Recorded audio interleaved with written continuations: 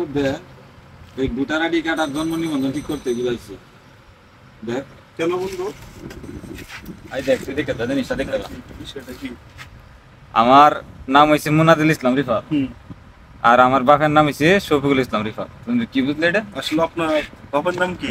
আমার বাপের নাম হয়েছে শফিকুল ইসলাম শামীম আর এনে তারা দিছে শফিকুল ইসলাম রিফাত। কিচ্ছু নাই ওদের মতো।